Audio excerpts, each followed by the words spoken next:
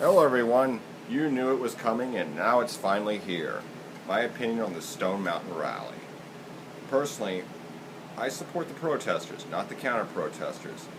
I know that one thing that I noticed was that even though the counter-protesters were more numerous, the protesters were better armed and had obviously prepared much more for this.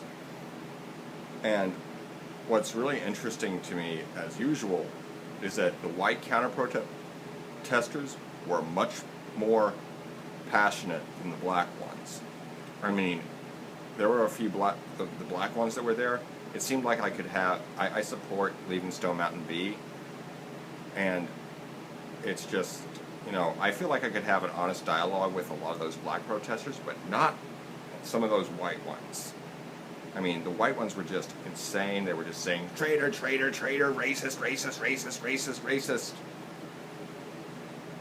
And, I have had debates with people about this, and particularly, it seemed like I could have reasonable dialogue with black people much more easily than I could have with these white social justice warriors. The Antifa are just insane. I mean, it's not just about racist monuments. Hell, they tore down a statue of an elk, for crying out loud.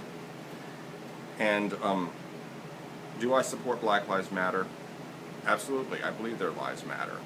I do have a bit of a problem with that. My only problem is that they only seem to care when white is involved. Yet, police brutality is an issue that affects every American regardless of color.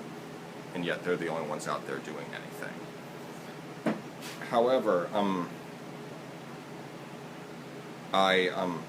my support for Stone Mountain, it's like, it's a part of history.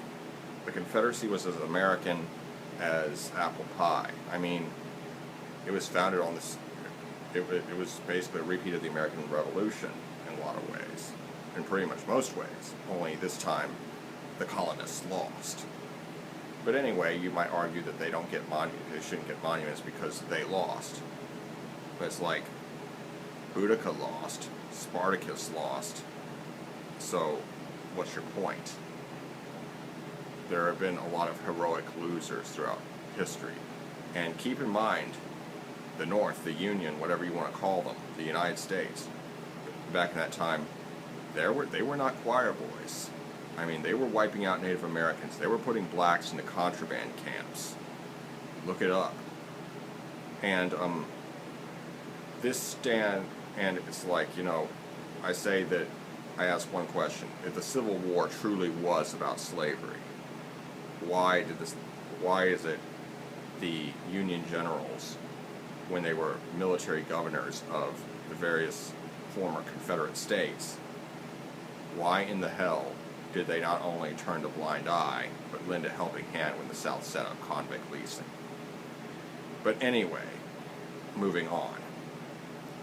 After the Civil War, a great many Southern former Confederates, they actually helped reconcile and helped even the black community out a bit.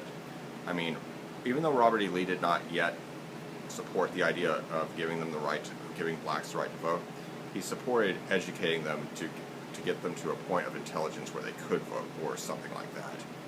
Personally, in my opinion, I'm going to disagree with Lee on that one because, I mean, it's like you let illiterate whites vote, so why not? Anyway, Nathan Bedford Forrest.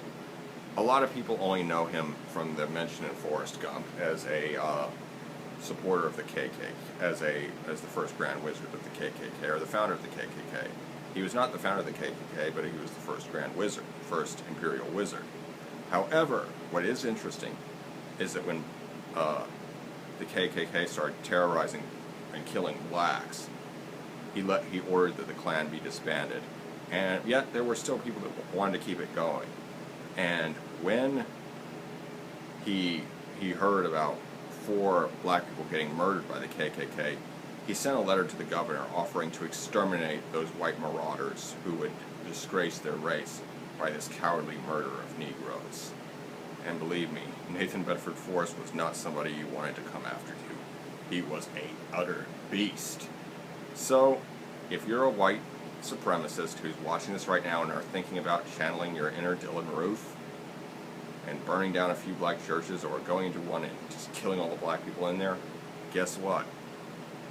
If Nathan Bedford Forrest was around, and the other Confederate heroes that you probably idolize, if he were around, he would not have supported you.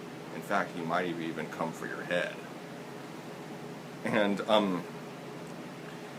anyway, Robert E. Lee was instrumental in helping the nation reconcile.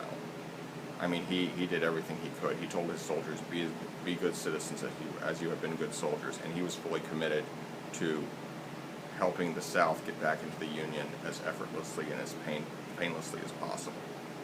I mean, Grant and Lincoln and Johnson, they all had Lee's full cooperation, and he was instrumental in bringing this nation back together. And frankly, you know, if you want to, as far as Stone Mountain goes, it would cost the state of Georgia about